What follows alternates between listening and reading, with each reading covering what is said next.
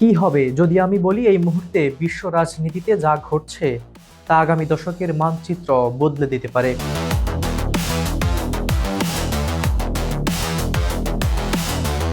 Venezuela থেকে Greenland, Ukraine থেকে Nordic দেশগুলো সব জায়গায় এক অদ্ভুত টানাপোড়েন, আর এর কেন্দ্রে ডোনাল্ড ট্রাম্প।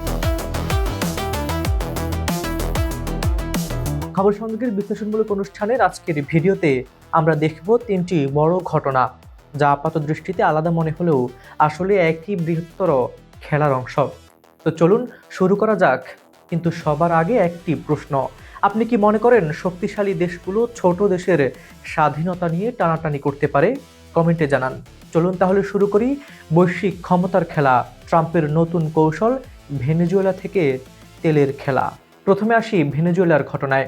মাদুরো সরকারের পতনের পর ট্রাম্প সেখানে $100 বিলিয়ন তেল বিনিয়োগের স্বপ্ন দেখছেন। শুনতে ভালো লাগছে, তাই না? কিন্তু এক্সনোবিলের সিইও ড্যারেন উডস বলে বসলেন ভেনেজুয়েলা বিনিয়োগের অযোগ্য। কিন্তু কেন? কারণ তাদের সম্পদ সেখানে 2বার জব্দ হয়েছে, তৃতীয়বার ঝুঁকি নেওয়ার মতো পাগল তারা না। আর ট্রাম্পের প্রতিক্রিয়া, তিনি সরাসরি বললেন অ্যাকশনকে বাইরে রাখবো। তারা বেশি চালাকি দেখাচ্ছে। এখন মজার ব্যাপার হলো ট্রাম্প আসলে কি চান। তিনটি পয়েন্ট মনে রাখুন।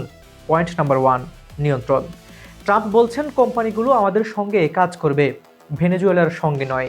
মানে পুরো দেশটিকে কার্যত আমেরিকান প্রোটেক্টরকে পরিণত করতে চান।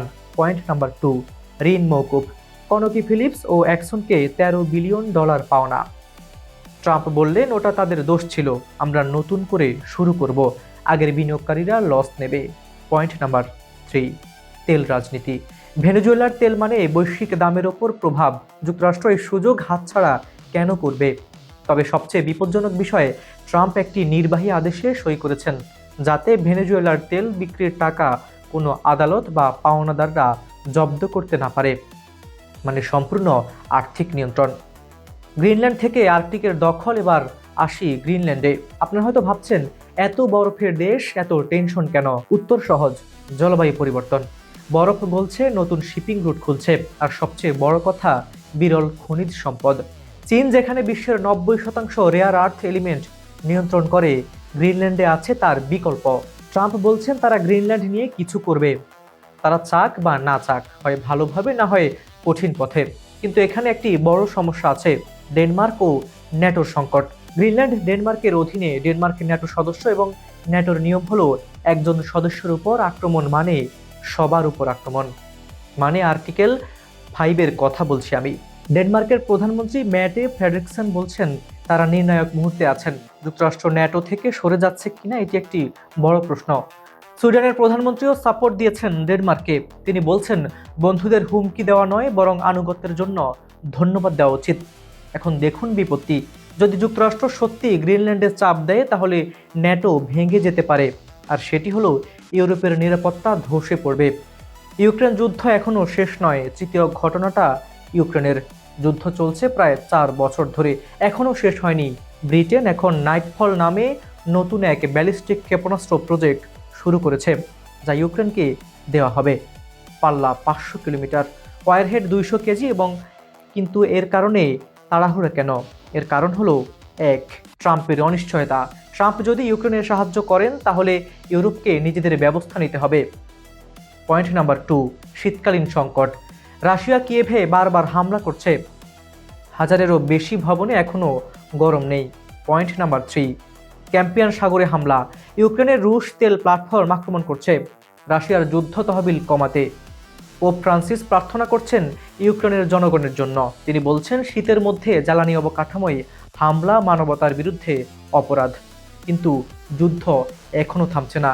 এখন প্রশ্ন হলো এই তিনটি ঘটনার মধ্যে কানেকশন কোথায়? একটি প্যাটার্ন দেখুন। ভেনেজুয়েলায় ট্রাম্প সম্পদ ও নিয়ন্ত্রণ চান গ্রিনল্যান্ডে, ট্রাম্প ভূখণ্ড ও সম্পদ চান ইউক্রেনে। ইউরোপ নিজেদের রক্ষা করতে বাধ্য হচ্ছে। মূল থিম হলো ট্রাম্পের আমেরিকা ফার্স্ট নীতি। আমেরিকা একা নীতিতে রূপ নিচ্ছে, পুরনো বন্ধুত্ব ঝুঁকিতে। আন্তর্জাতিক আইন উপেক্ষিত হচ্ছে, ন্যাটো অনিশ্চিত ভবিষ্যৎ। সুইডেনের প্রধানমন্ত্রী একটি গুরুত্বপূর্ণ কথা বলেছেন, তারা যে বিশ্বকে চেনেন তারা কেঁপে উঠছে। ভয় পাওয়ার দরকার নেই, কিন্তু প্রস্তুত থাকতে হবে। এবং এটাই বাস্তবতা। আগামী বছরগুলো নির্ধারণ করবে 21 শতকের বৈশ্বিক শৃঙ্খলা কেমন হবে। সুপ্রিয় দর্শক, এই ছিল আজকের বিশ্লেষণ। এখন আপনাদের কাছে প্রশ্ন, আপনি কি মনে করেন ট্রাম্পের কৌশল ঠিক? 2 নম্বর প্রশ্ন, ছোট দেশগুলোর স্বাধীনতা রক্ষায় কি করা উচিত এবং ইউক্রেন যুদ্ধ কিভাবে শেষ হবে বলে আপনার ধারণা? কমেন্টে জানান আপনার মতামত। যদি ভিডিওটি ভালো লেগে থাকে লাইক দিন, সাবস্ক্রাইব করুন, নোটিফিকেশন অন করে শেয়ার করুন। যারা বিশ্ব রাজনীতি বুঝতে চায় তাদের সাথে। বিজ্ঞাপন ও প্রমোশনের জন্য ডেসক্রিপশনে দেওয়া নাম্বারে যোগাযোগ করতে পারেন।